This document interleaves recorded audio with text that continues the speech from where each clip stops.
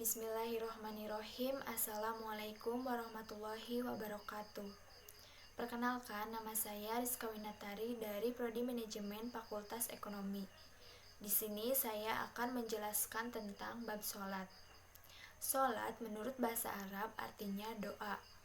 Sedangkan menurut istilah, sholat adalah ibadah yang dimulai dengan bacaan takbiratul ihram dan diakhiri dengan bacaan salam dengan syarat dan ketentuan tertentu. Segala perkataan dan perbuatan yang termasuk ke dalam sholat mempunyai arti dan makna tertentu yang bertujuan untuk mendekatkan diri kepada penciptanya. Dalil bertujuan pelaksanaan sholat terdapat dalam Al-Quran surat ke-20 ayat ke-14, yaitu menjelaskan bahwa tujuan sholat adalah agar setiap hambanya senantiasa selalu berzikir kepada Allah. Berzikir di sini yaitu artinya berdoa kepada Allah dalam keadaan apapun dan dimanapun. Tujuan sholat ialah menjadi dasar dan pedoman dari setiap aktivitas kehidupan manusia.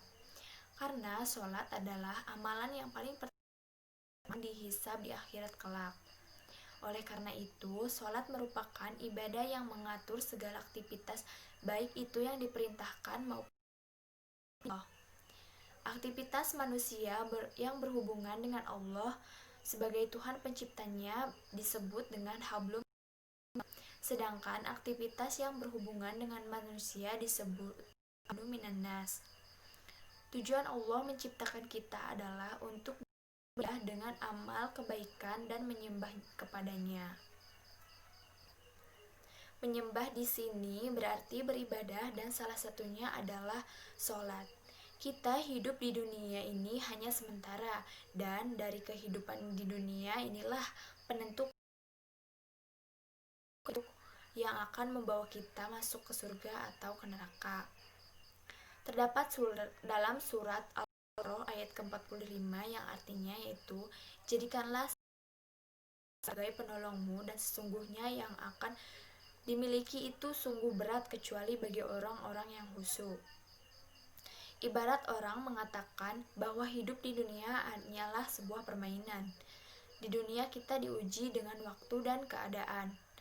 Segalanya sudah diatur oleh Allah Subhanahu wa Ta'ala dalam Quran bahwa manusia bisa memilih untuk bersujud menyembahnya atau menjadi kafir. Jika di dunia ini kita lolos dari ujian, baik itu kemudahan atau kesulitan, kita tetap menjadi iman dan takwa, memenangkan surga, begitupun sebaliknya. Sholat dibagi menjadi dua, yaitu sholat wajib dan sholat sunnah. Sholat wajib adalah kewajiban yang mempunyai wajib dan sunnah tergantung jenis sholatnya. Sholat wajib yaitu terdapat sholat fardu, yaitu fardu ain, sholat yang wajib dikerjakan dan tidak boleh digantikan oleh orang lain. Contohnya yaitu seperti sholat 5 waktu. Dan sholat Jumat bagi seorang laki-laki. Sedangkan yang fardu kifayah adalah sholat yang wajib dikerjakan dan tidak berkaitan dengan dirinya seperti sholat jenazah. Sholat wajib itu ada 5, yaitu sholat subuh, asar, duhur, maghrib, dan isya. Kemudian yang kedua yaitu sholat sunnah. Sholat sunnah dikerjakan mendapat pahala dan jika tidak dikerjakan tidak berdosa. Contoh sholat sunnah yang biasanya dilakukan setiap hari yaitu sholat duha, sholat tahajud, dan lain-lain. Sholat sunnah yang ada 2, yaitu sunnah muakkad, yang artinya sholat yang dianjurkan dengan penekanan kuat seperti sholat hari raya Idul Fitri dan Idul Adha. Sedangkan sholat sunnah sunnah ghairu muakkad, yaitu sholat sunnah yang dianjurkan tetapi tidak dengan diwajibkan. Kemudian ada beberapa syarat sholat 5 waktu. Yang pertama, yang kedua suci dari haid atau nifas, yang ketiga berakal, yang keempat balik, dan yang kelima telah sampai dakwah dan melihat atau mendengar. Syarat sah sholat. Yang pertama yaitu suci dari hadas besar atau hadas kecil. Yang kedua, suci dan pikiran dan tempat dari najis. Yang ketiga, menutup aurat. Yang keempat, mengetahui masuknya waktu sholat. Yang kelima, menghadap ke kiblat. Kemudian yang selanjutnya ada macam-macam sholat. Yang pertama, sholat fardu atau sholat 5 waktu. Sholat yang diwajibkan bagi tiap-tiap orang dewasa berakal adalah 5 kali sehari. Terdapat perbedaan di kalangan ulama tentang jumlah bilangan sholat yang difardukan. Seperti jumhur ulama termasuk Syafi'i berbeda pendapat bahwa jumlah sholat yang wajib hanya 5, sebagaimana yang disebutkan dalam hadis tentang Mi'raj, yaitu subuh, duhur, asar, maghrib, dan isya. Waktu diperbolehkannya sholat, yang pertama sholat zuhur,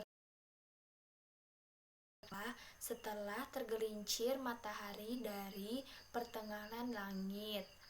Akhir waktunya yaitu apabila bayang-bayang sesuatu telah sama dengan panjangnya selain dari bayang-bayang matahari menonggak atau tepat di atas ubun-ubun. Yang kedua, sholat asar, yaitu waktunya dimulai dari habisnya waktu zuhur. Bayang-bayang sesuatu lebih daripada panjangnya selain dari bayang-bayang ketika matahari sedang menonggak sampai terbenam matahari batasnya. Kemudian yang ketiga, sholat maghrib, yaitu waktunya dari terbenam matahari sampai terbenam syafaq atau mega merah. Yang keempat yaitu sholat isya, waktunya yaitu dimulai syafaq merah sehabis waktu maghrib sampai terbit fajar kedua.